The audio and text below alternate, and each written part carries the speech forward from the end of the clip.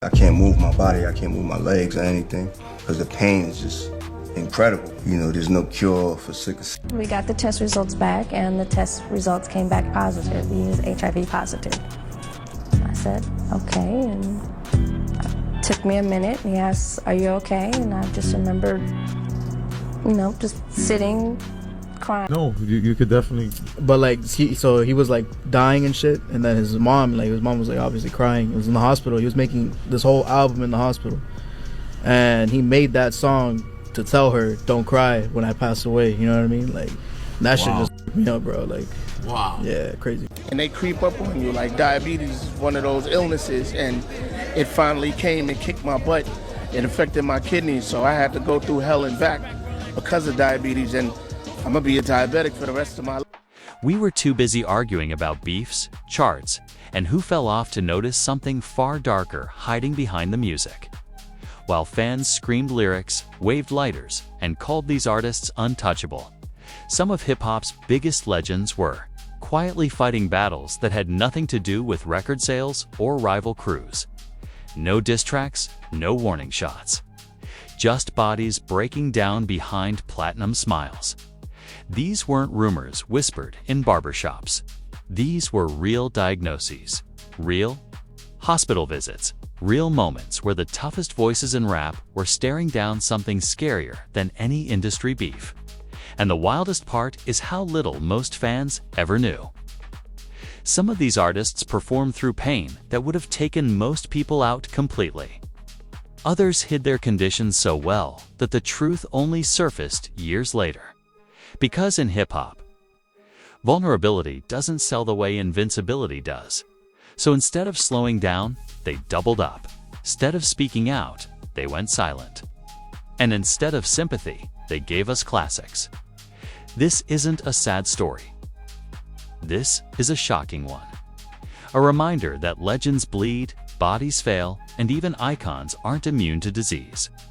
And once you hear who was fighting what, when they were diagnosed, and how long they kept it hidden, you're going to realize rap history has chapters nobody ever read out loud. Hip-hop was never supposed to look fragile. From the very beginning, rap culture sold survival as a lifestyle and invincibility as a brand. Rappers weren't just artists, they were warriors, hustlers, and living proof that pressure creates diamonds. That image didn't leave room for hospital beds, diagnoses, or quiet moments of fear.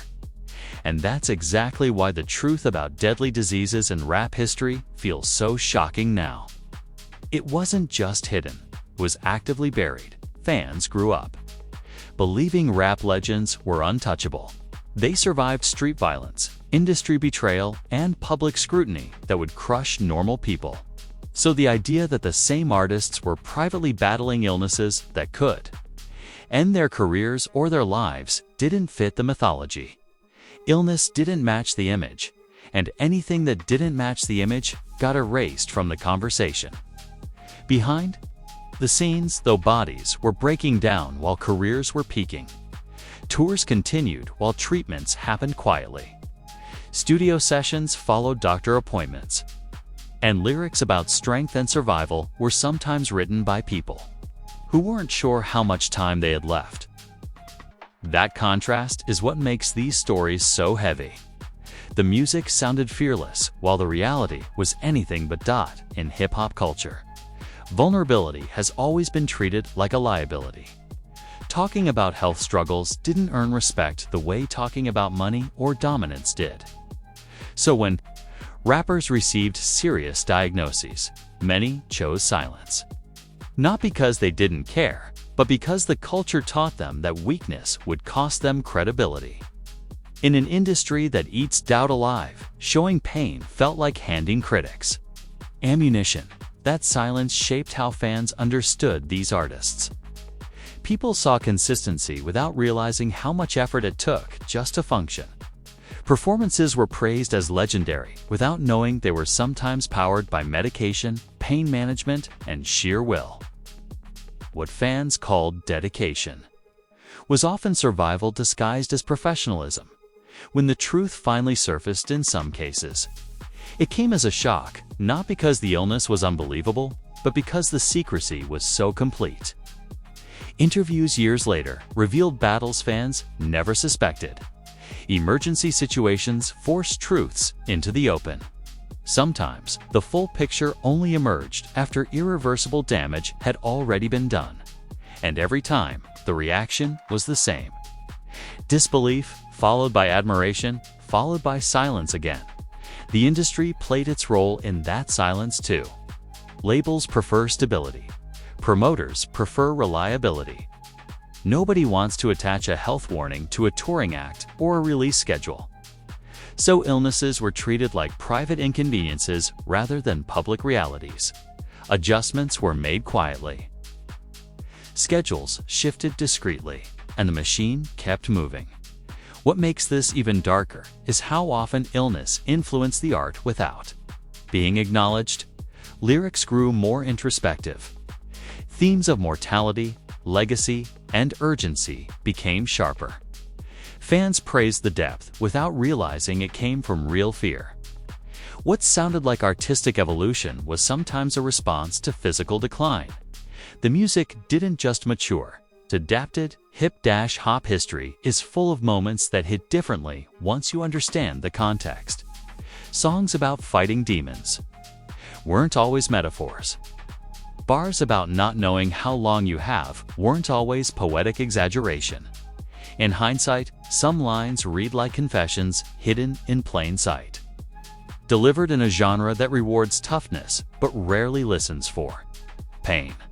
The first public reactions to these health revelations often exposed an uncomfortable truth about fandom. Sympathy came quickly, but it didn't last. Attention moved on. The culture returned to celebrating output rather than acknowledging cost. The illness became a footnote instead of a chapter. And the artist was expected to keep delivering because legend status doesn't come with sick days. Families carried the weight fans never saw. Partners worried. Children watched parents push through pain to meet expectations that had nothing to do with health. Support systems adjusted around secrecy, knowing that one wrong headline could change public perception overnight. The pressure wasn't just physical, it was psychological, layered, and relentless. What's especially unsettling is how normalized this became.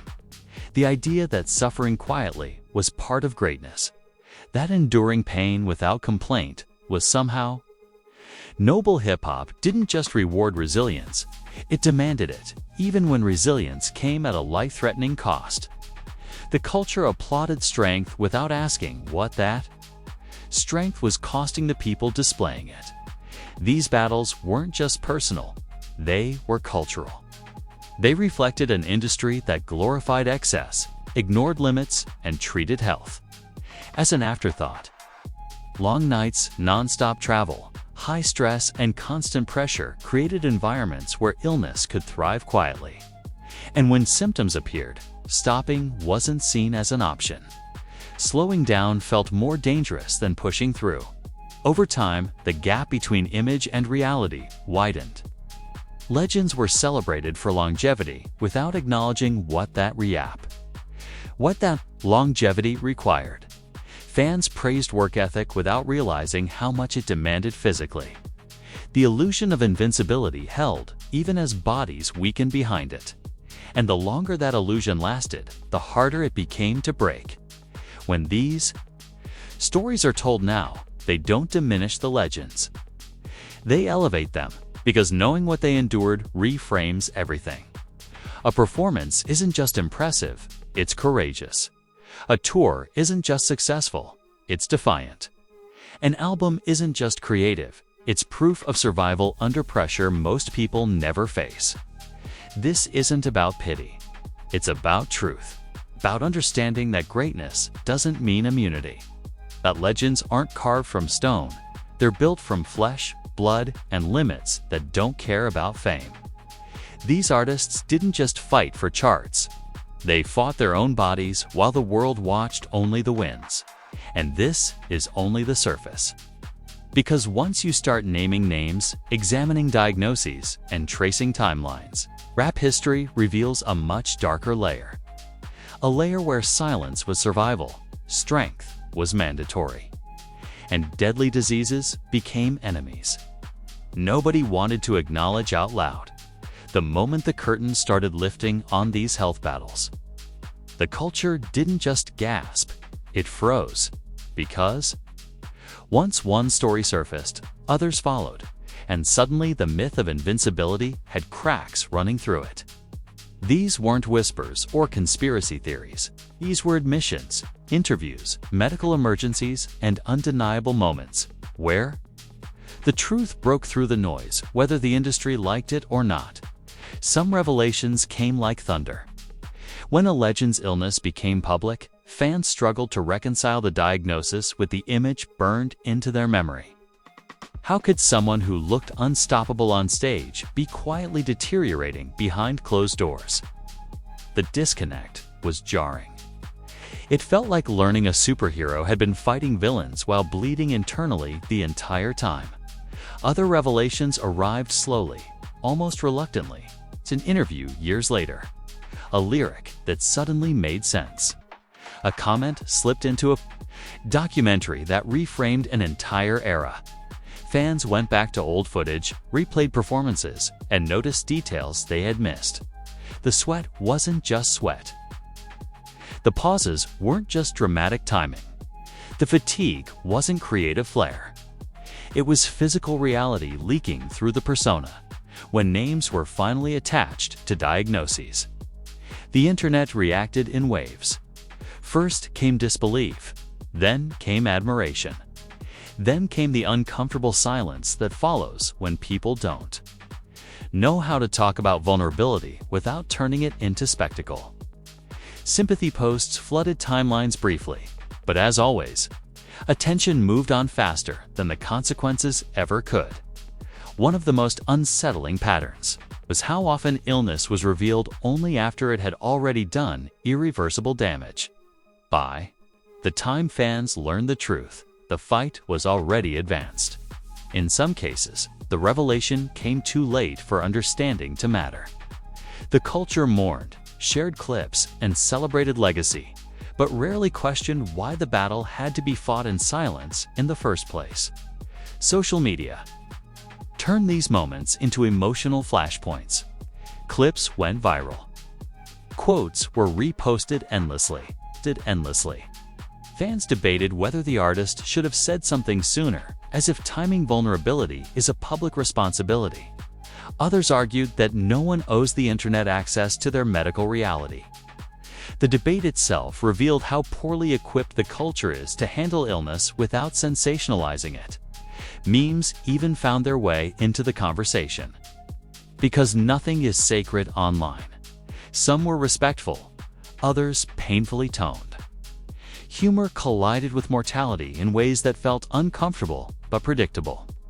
The same platforms that once mocked excess now struggled to process fragility. And the algorithm didn't care which version spread, only that it did. Industry insiders responded carefully. Statements were polished. Language was softened. Terms like health scare replaced harsher realities. The machine knows how to manage optics even when bodies are failing. Tours were postponed with vague explanations. Albums were delayed, without context. Fans were told just enough to stay patient, but not enough to fully understand. What made these stories hit even harder was realizing how long some artists had been living with their conditions. Years of treatment, years of adjustments, years of pushing through pain while maintaining an image that demanded constant output. Longevity, once celebrated as pure dominance, started to look like endurance at a cost few people acknowledged. The revelations also sparked uncomfortable comparisons. Fans began ranking who handled it better, who stayed productive longer, who kept it hidden most effectively. Even in illness, competition found a way in. The culture that thrives on ranking couldn't resist turning survival into another metric. It was disturbing, but it was honest about how deeply competition runs in hip-hop fandom. Some artists eventually chose to speak openly, reframing their illness as part of their story rather than a threat to it. Those moments were powerful, not because they were inspirational speeches, but because they were rare admissions of humanity in a genre that often punishes it. Hearing a legend talk about fear, uncertainty, and physical limits shattered stereotypes in ways diss tracks never could. Others never got that chance. Their battles remained partially hidden, pieced together only after the fact through interviews, medical reports, and family statements. Fans learned the truth backward, understanding the struggle only once it was over. That delayed understanding added to the sense of tragedy, making people question how many warning signs were ignored because they didn't fit the narrative. The internet's outrage was inconsistent. Some stories sparked widespread empathy. Others were reduced to footnotes. The difference often came down to timing, relevance, and how is Healy the story fit into existing narratives. Illness that aligned with drama got attention. Illness that disrupted momentum quietly faded. It was a brutal reflection of how value is assigned online. As more stories surfaced, a pattern became impossible to ignore. The same industry that celebrates excess often ignores its consequences. Long nights, constant travel, stress, and pressure create environments where illness can thrive. When artists finally slow down, it's framed as falling off rather than survival. The culture demands output. Without considering the cost, fans began revisiting classic albums with new ears. Lyrics once interpreted as bravado took on darker meaning. References to pain, fatigue, and mortality felt less metaphorical. What was once dismissed as artistic exaggeration now sounded like truth hidden in rhyme. The music hadn't changed. The understanding had. These revelations didn't weaken legacies. They complicated them. They added depth to stories that had been flattened by success. Knowing what these artists were fighting while creating timeless work didn't make them less legendary. It made their achievements heavier, more earned, and harder to dismiss. But the most uncomfortable realization was this: the culture learned the truth, reacted briefly, and then kept moving. The cycle continued. New artists entered the machine. New pressures replaced old ones, and the lesson risked being forgotten again, because acknowledgement without change is just another form of silence. And silence, as history keeps proving, is where these battles thrive. Once the shock wore off and the headlines stopped refreshing, something quieter but heavier set in. The culture didn't just learn new facts, it inherited new responsibility. Because after you know that legends were creating timeless music while fighting diseases that could end careers or lives, you can't listen the same way again. The beats still hit, the bars still land, but the context changes everything. And context has a way of haunting the room long after the music fades. Public perception didn't flip overnight, but it bent. Fans began talking less about falling off and more about survival. Absences were reinterpreted. Slower release schedules were no longer automatic signs of decline. For some artists, illness explained years of choices that had been criticized without mercy. The narrative didn't soften completely, but it gained dimension. And dimension is dangerous to stereotypes. Relationships around these artists were re-examined too. Managers once accused of mismanagement were suddenly seen as protectors, trying to balance health and obligation. Family members who pushed for privacy were understood as shields rather than obstacles. Even bandmates and collaborators were viewed differently, not as enablers of overwork, but as witnesses to battles nobody else was allowed to see. The industry, predictably, moved carefully. There were no sweeping reforms, no public acknowledgments of how pressure contributes to decline. Instead, there were subtle shifts, shorter tours, longer gaps between releases, vague references to wellness inserted into interviews. It wasn't accountability, but it was adjustment. The machine rarely apologizes, but it does adapt when the cost becomes visible. For artists who survived their battles and chose to, Speak openly, the aftermath was complex. Some found new respect and deeper connection with fans who finally saw the human behind the persona. Others felt boxed into an identity they never wanted, defined by illness instead of impact. Vulnerability brought empathy, but it also brought scrutiny. And scrutiny doesn't always feel supportive. The conversation around masculinity in hip-hop began shifting in small but meaningful ways. Strength stopped being measured only by dominance. And output, endurance gained value. Honesty became less taboo. It didn't rewrite the culture, but it cracked it open. Younger artists watched legends, admit limits, and realized toughness doesn't have to mean silence. What changed most was how fans listened. Lyrics about pain, fatigue, and urgency carried new weight. Lines once dismissed as dramatic now sounded prophetic. Albums felt like time capsules, capturing moments when artists were racing against more than trends. The music didn't just entertain anymore. It testified, but the reckoning wasn't clean. There was backlash.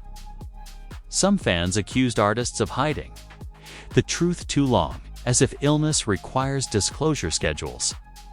Others argued that sharing health struggles was manipulative or strategic.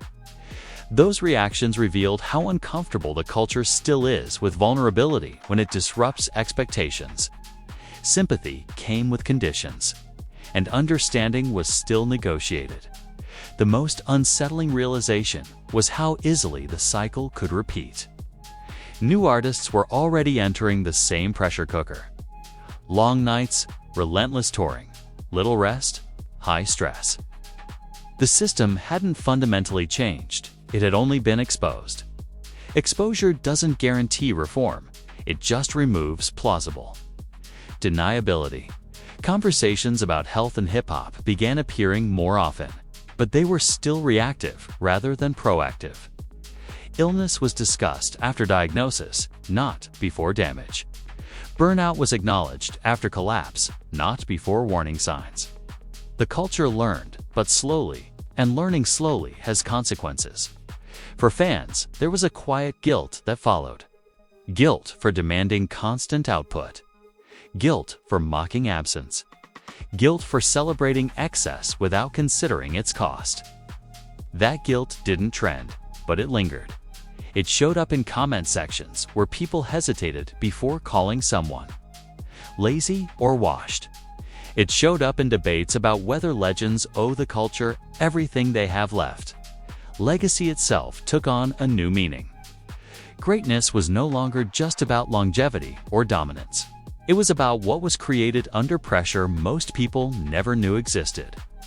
Albums weren't just milestones. They were miracles of endurance. Performances weren't just energetic. They were acts of defiance against bodies that were betraying their owners. The hardest truth is that many of these stories only matter because they ended badly, or almost did. Survival gets applause, but prevention rarely gets attention. The culture still struggles to celebrate rest the way it celebrates grind. That tension hasn't been resolved. It's just been named. And naming something is powerful. Because once you name it, you can't unsee it. You can't pretend invincibility is real when history proves otherwise. You can't demand endless output without remembering the cost. The illusion is broken, even if people try to glue it back together. This chapter of rap history doesn't weaken the genre, it deepens it. It reminds us that behind the bravado were human beings carrying invisible weight while shaping culture. Knowing that doesn't diminish the music. It makes it heavier, richer, and harder to take for granted. The real question now isn't who else was sick, it's whether the culture will do anything differently with the knowledge it has, whether fans will listen more carefully, whether the industry will slow down even slightly. Whether legends will be allowed to age, heal, and exist without being reduced to output machines. If you made it this far, you didn't just hear stories, you sat with uncomfortable truths the culture spent decades avoiding. These weren't just rap legends chasing greatness. They were human beings pushing through pain, fear, Q, and diagnoses that could have ended everything while the world kept demanding more. And once you know that, you can't listen the same way again, so now it's on you. Drop your thoughts in the comments and be honest. Did any of these stories change how you hear certain albums or lines now? Do you think hip-hop forces artists to suffer in silence to protect their image? Or is that pressure finally starting to crack? And most importantly, do fans share responsibility when we celebrate grind culture without questioning the cost? This conversation doesn't belong in headlines. It belongs right here. Go ahead and smash that like button like it owes you money and try to disappear without paying. That one click tells the algorithm you want more deep dives, more uncomfortable truths, and more stories that go beyond surface-level nostalgia. If you're new to the channel, hit subscribe now, because this is where the stories you didn't hear growing up finally get told. Turn on notifications so you don't miss the next breakdown, the next hidden chapter, or the next moment where the truth slips out from behind the legend. Around here, we don't chase gossip, we chase context, history, and the parts of hip-hop that shaped everything while staying unseen. Because legends aren't invincible, they're resilient, and resilience deserves honesty, not silence. This is the Rap Truth, where the myths get stripped down and the real stories finally get heard.